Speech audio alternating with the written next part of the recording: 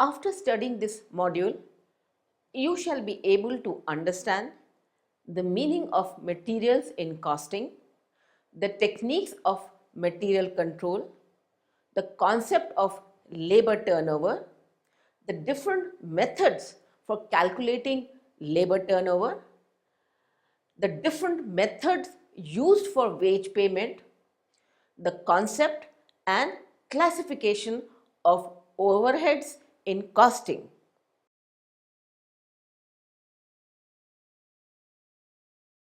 Now I will give a brief introduction of module. Generally, the term cost depicts the amount of expenditure incurred on or attributable to something. The term cost's interpretation depends on two things. One, nature of industry or the business, and two, context in which it is used. A business having nominal selling and distribution expenses might calculate cost without considering the selling and distribution overheads, whereas business requiring heavy selling and distribution expenses might incur heavy costs if it does not consider selling and distribution expenses. Also, different costs are calculated for different purposes. The valuation of work in progress is done at factory cost, while the valuation of finished goods is done at office cost. There are numerous examples depicting the fact that cost does not necessarily imply the same meaning under all circumstances. Thus, cost can't be exactly defined. Cost consists of three broad elements, namely material, labor, and third, overheads. First, we will consider material cost. Material is a substantial part of the cost of a product, and hence proper control is to be exercised from the time order for material is placed till it is actually consumed or sold, as the case may be. Efficient material control system leads to significant reduction in production cost. Control is essential to ensure constant supply of material. Material control is the organized control over procurement, storage, and usage of materials to maintain regular flow of materials, avoiding excessive investment in inventory. Therefore, material control includes systematic functioning of the following: 1. Purchasing of materials. 2. Receiving of materials. 3. Inspection of materials. 4. Storage of materials. 5. Issuing of materials. 6. Maintenance of inventory records. And lastly, stock audit. First is purchasing of materials. If the size of an organization permits, purchasing of materials should be handled by a separate purchasing department under the purchase manager.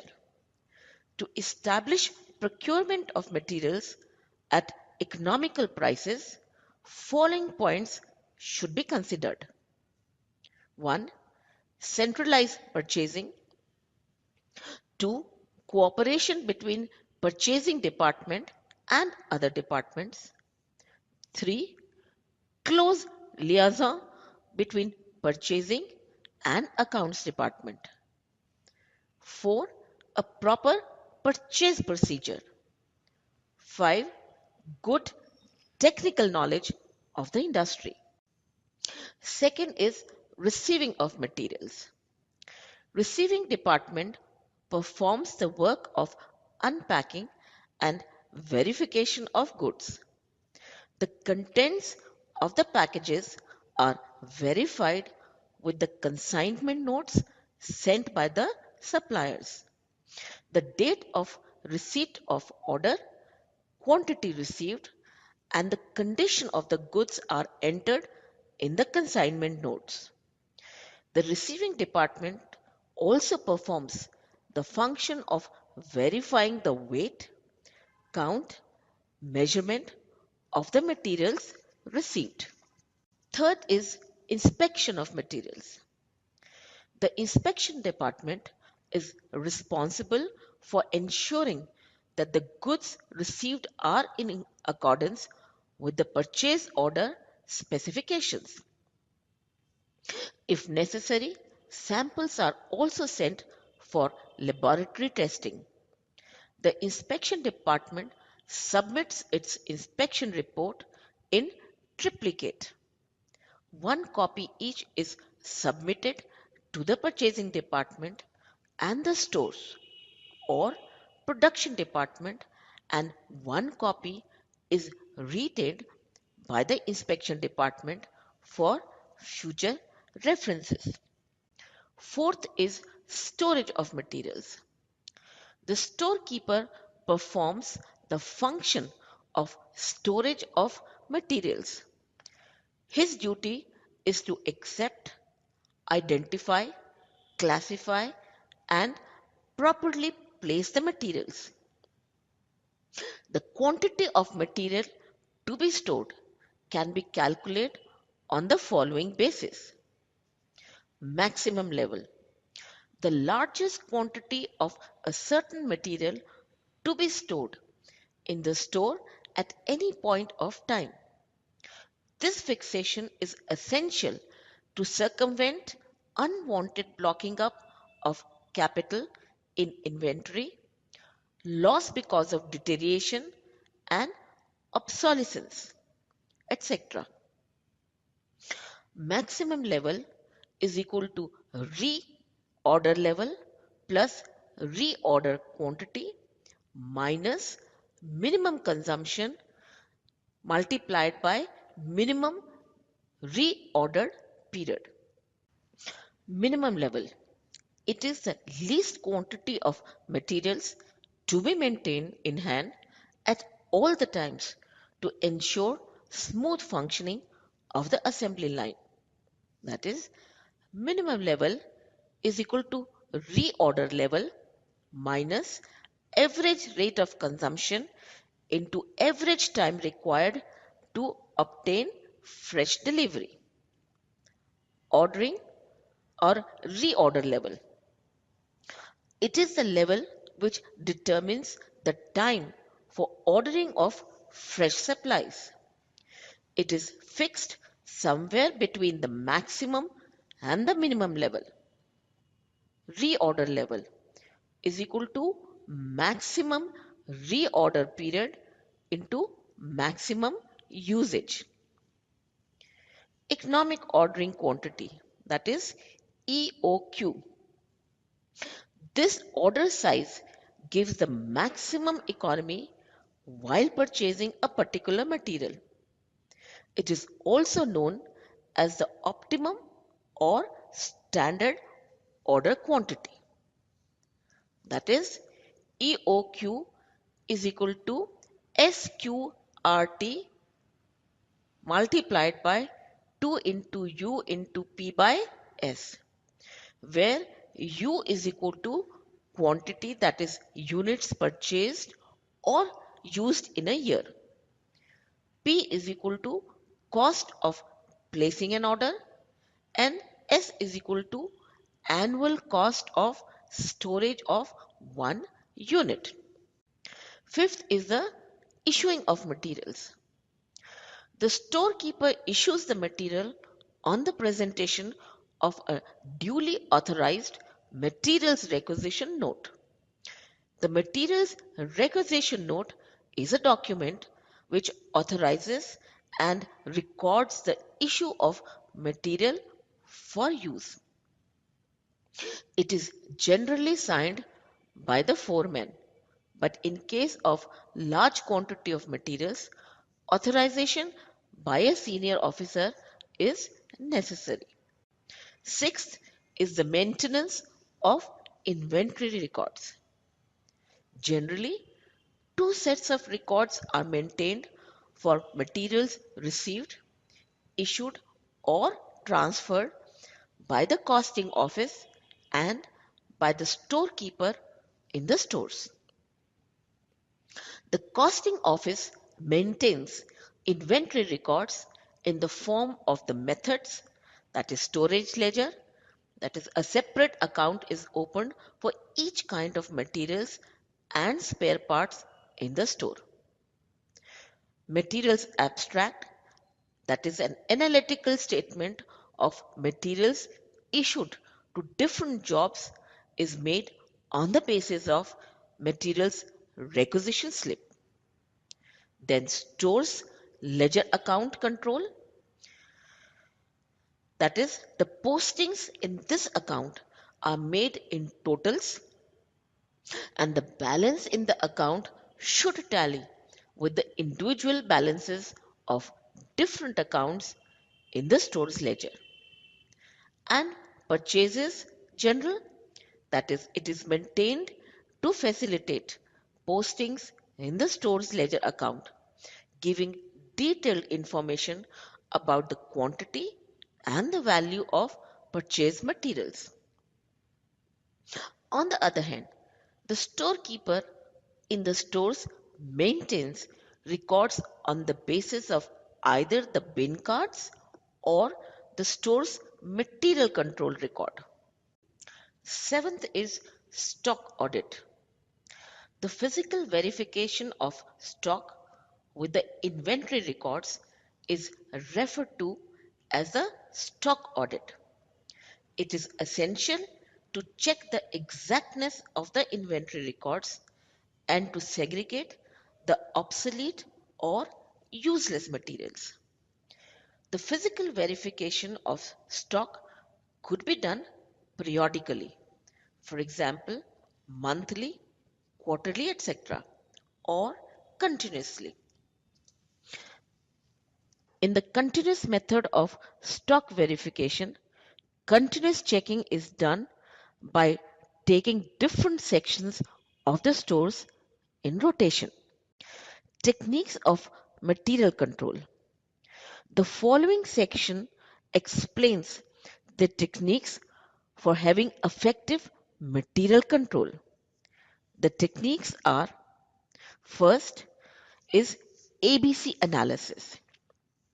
It is a selective approach to materials control. The items of materials are divided into three categories: A, B, and C. Category A might include most costly items. Category B might include less costly items. And category C might include the least costly items. The classification of inventories could be done on the basis of a number of factors like the nature of the items, variety of the items, special requirements of the business, etc. Generally, inventory surveys show the following trends regarding components of inventories of organizations in the field of manufacturing as shown in the following table. Category A, B, C, percentage of total value 70, 25, 5, percentage of total quantity 10, 35, 55. Thus, items of category A are given the utmost attention.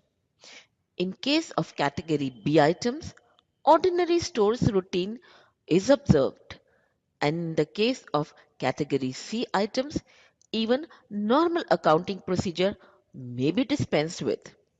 Second technique of material control is turnover ratios. To prevent unimportant investment in inventory, it is considered good to compare turnover of materials of different grades. Stock turnover might be calculated using the following formula. That is, stock turnover is equal to cost of materials consumed during the period by average stock of materials held during the period. Third is minimum maximum plan.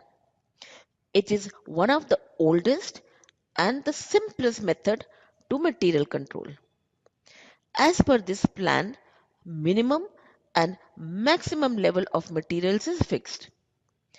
As the stock reaches the minimum level, new order is placed to bring the quantity of material to the maximum level. Fourth is the two bin system. Two bins of material are maintained in this system. When the materials of the first bin are exhausted, new order is placed for the first bin. In the meantime, the materials are used from the second bin. Fifth is just in time, that is JIT inventory system. This system means that inventories of raw materials, work in progress, and finished goods should be received just in time. Raw materials must be received just in time to reach the production line. The manufactured items are completed just in time to assemble, and the assembled products are ready just in time to be sent to the consumers or the customers. Labor. Now we will discuss second element of the cost of manufacturing a product, that is labor cost. Production efficiency depends upon the efficient utilization of labor force. Labor can be either direct labor or indirect labor. When the wages are allocated to different jobs or products on a convenient basis, wages are direct. While when the labor is not directly engaged in the process of product manufacturing, wages are indirect. Direct labor is charged to specific cost units directly. On the other hand, the allocation of indirect labor is difficult. Distinction between direct labor and indirect labor is important, as direct labor forms the part of prime cost of production, while indirect labor forms a part of factory overheads and is thus included in the factory cost.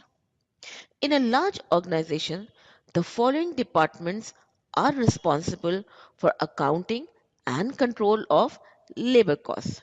That is, personnel department, engineering and work study department, timekeeping department, paymasters department, and cost accounting department. Labor turnover.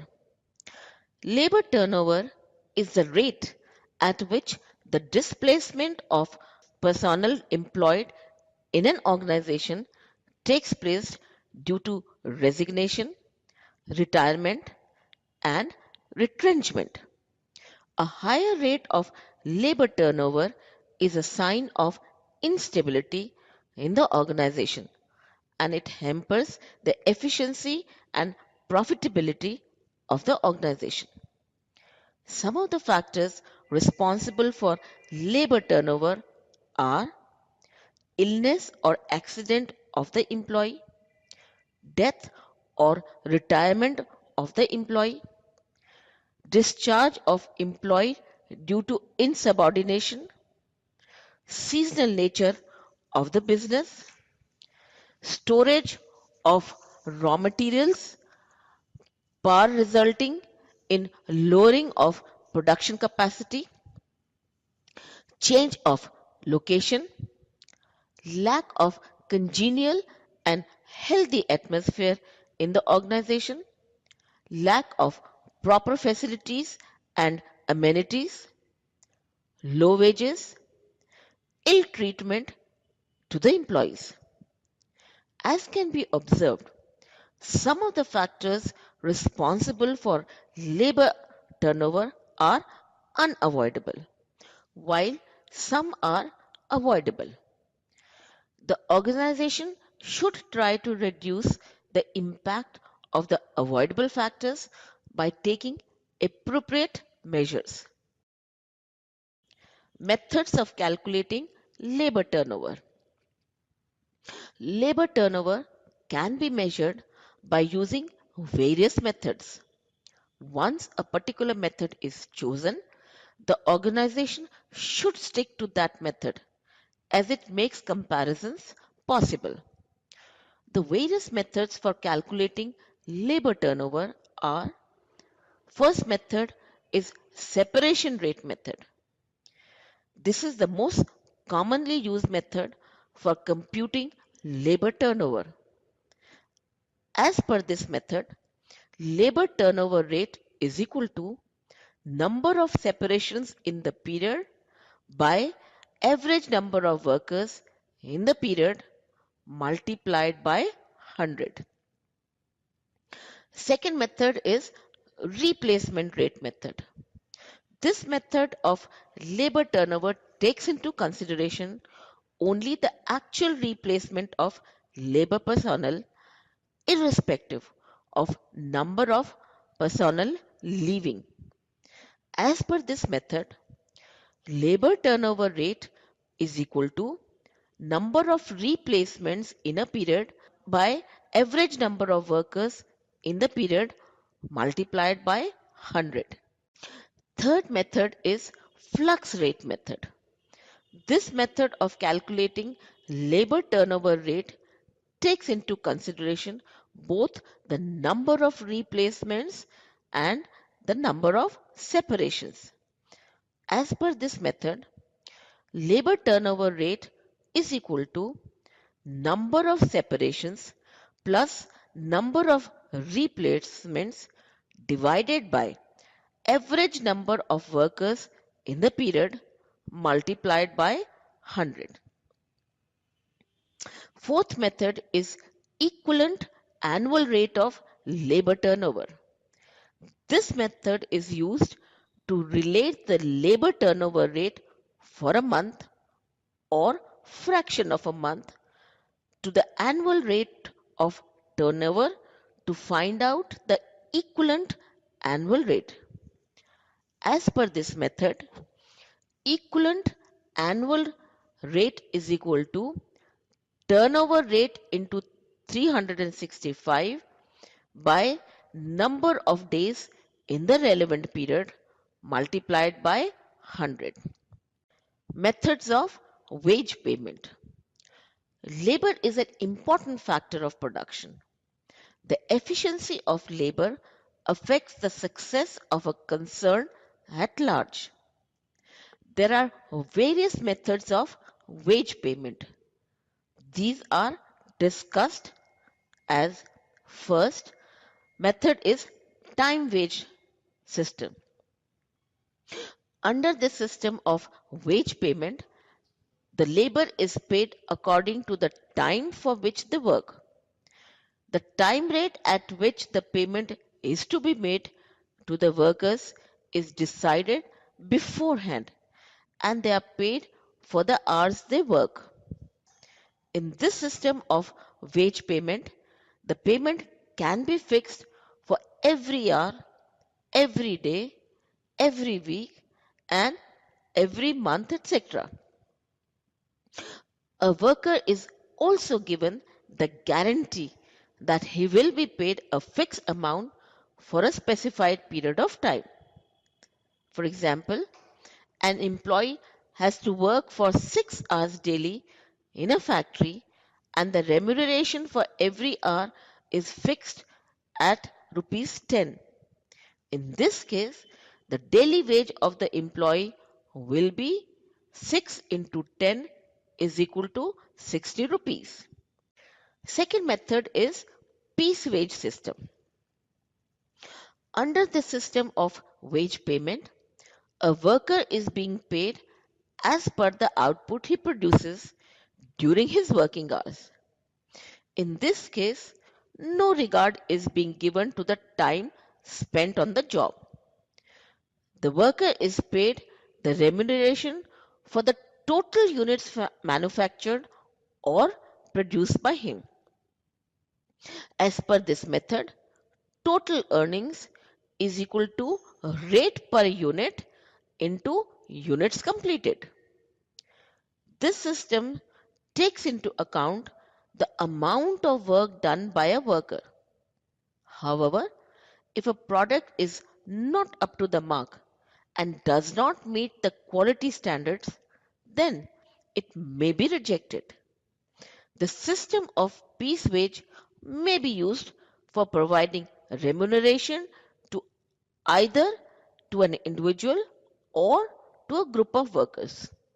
For example, an employee manufactures 20 units of a product in a day and the rate fixed for each unit is rupees 15. In this case, the remuneration for the employee will be 20 into 15, which is equal to 300 rupees. Incentive plans. Under the incentive plans, the advantages of both time wage and piece wage system are combined to motivate the workers to work hard. Under the incentive plans, the workers are guaranteed minimum wages and the incentive by the way of bonus is given to the workers who save their time while performing the work assigned to them. After conducting the time studies, a standard time to perform the job is fixed, and the workers who complete their job within the standard time are rewarded with incentives. Both the employee and the workers benefit from these incentive plans. An incentive plan should be selected keeping in consideration the nature of the work and other circumstances like practicability, cost benefit ratio, evaluation of standards, etc. A good incentive plan is one which secures the goodwill of both the workers and the management. Else, it becomes difficult to apply it successfully in the organization. Now we will discuss third element of the cost of manufacturing a product, that is overhead cost. Overheads or indirect or supplementary costs are the ones which can't be directly debited in full to a particular job, as these costs are neither direct material nor direct labor. They can't be attributed to direct manufacturing costs, but they also form an important part of the overall cost of a product. These expenses may arise either inside the factory or outside the factory. Classification of overheads. The overheads can be classified as per the following basis. First is according to the nature. First is indirect material. The materials used for the auxiliary purposes of the business and which can't be assigned to specific units of the products are known as indirect material. They may be used in the factory, office, or the selling and distribution division of the business. Second is indirect labor. It is the labor which is used for carrying out incidental tasks to the manufacturing of goods or services. They aren't directly related in manufacturing the product. Indirect labor might relate to the factory, office, or selling and distribution divisions.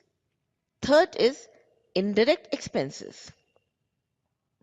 These are the expenses which can't be directly or in whole allocated to the cost centers. Second is according to normality. First is the normal overheads. The unavoidable overheads which are incurred for producing a given output are called normal overheads and are included in the production costs. Second is abnormal overheads. The overheads which aren't expected to be incurred while producing a given output and charged to the costing profit and loss account are known as abnormal overheads. Third is according to controllability. First is controllable overheads. The overheads which can be controlled by taking some action are termed as controllable overheads. For example, power use in a particular department is controllable by the departmental manager. Second is uncontrollable overheads. The overheads which can't be controlled are termed as uncontrollable overheads. According to variability. First is fixed overheads. The costs which don't get affected with a change in the output during a given period of time unless there is a substantial change in the output are known as fixed overheads. For example, rent, salaries, etc. Second is variable overheads. The costs which change in proportion with a change in the output are known as variable overheads. For example, power, etc. Third is variable overheads. Variable overheads are the costs which are partially fixed and fixed variable. The change in these costs are not in the same proportion with the change in the output. For example, depreciation may not increase in the same proportion as the factory output might. According to function. First is factory overheads. The costs incurred while producing a product before it comes out of the production facility are known as factory overheads. They consist of indirect material, for example, stationery cost of factory, etc. Indirect labor, that is overtime wages, storekeeper salaries, etc. And indirect expenses, for example, power and fuel, lighting and heating charges of the factory, etc. Second is administration overheads. The costs incurred while framing the policies, organizing and controlling the organizational activities. They are of general nature and not directly related to production, sales and distribution activities or functions of an organization. They consist of indirect materials, for example, stationery costs of office, etc. Indirect labor, salaries and allowances of legal staff, etc. And indirect expenses, for example, legal charges, bank charges, etc. Third is selling and distribution overheads. These overheads include the costs incurred for promoting the product and for making the product available to the end consumer. It also includes indirect materials, for example, catalog printing, delivery vehicles for delivering the products, etc. Indirect labor, for example, salaries of salesmen, salaries of van drivers, etc. And indirect expenses, for example, advertising, bad debts, warehouse expenses, etc.